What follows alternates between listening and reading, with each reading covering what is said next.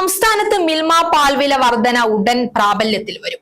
ഈ മാസം 21 മുതൽ പുതുക്കിയ വില നിലവിൽ വരുമെന്നാണ് റിപ്പോർട്ടുകൾ.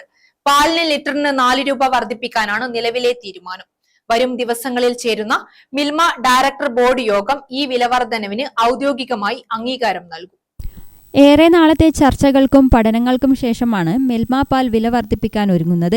നേരത്തെ സർക്കുലർ റെസല്യൂഷൻ വഴി വിലവർധന പാസാക്കാൻ മാനേജ്മെന്റ് ശ്രമിച്ചെങ്കിലും തടസ്സപ്പെട്ടു. 18 അംഗങ്ങളുള്ള ഡയറക്ടർ ബോർഡിലെ 8 പേർ മാത്രമാണ് സർക്കുലറിൽ ഒപ്പിട്ടത്. ഭൂരിപക്ഷ അംഗങ്ങളും ഇതിൽ നിന്ന് വിട്ടുനിൽക്കുകയും കൃത്യമായി ബോർഡ് യോഗം വിളിച്ചു ചേർത്ത് കാര്യങ്ങൾ ചർച്ച ചെയ്ത് വിലവർധനയ്ക്ക് അംഗീകാരം നൽകണമെന്ന് ആവശ്യപ്പെടുകയുമായിരുന്നു. വില വർദ്ധിപ്പിക്കുന്നതിലൂടെ ലഭിക്കുന്ന അധിക തുകയുടെ സിംഹഭാഗവും ക്ഷീരകർഷകർക്ക് തന്നെ ലഭിക്കുമെന്നതാണ് ഈ തീരുമാനത്തിന്റെ പ്രധാന സവിശേഷത. പുതുക്കിയ വർധന പ്രകാരമുള്ള തുകയുടെ 83.75% വിഹിതവും കർഷകരിലേക്ക് നേരിട്ടെത്തും. ബാക്കി തുകയിൽ 6.25% വീതം ക്ഷീരസഹകരണ സൊസൈറ്റികൾക്കും ലീഡർമാർക്കും നൽകും.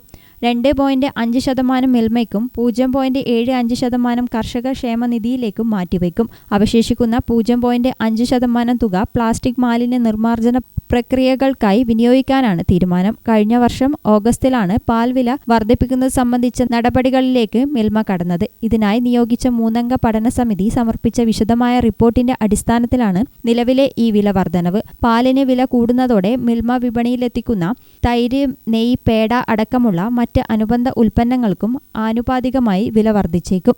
News desk Gramika news.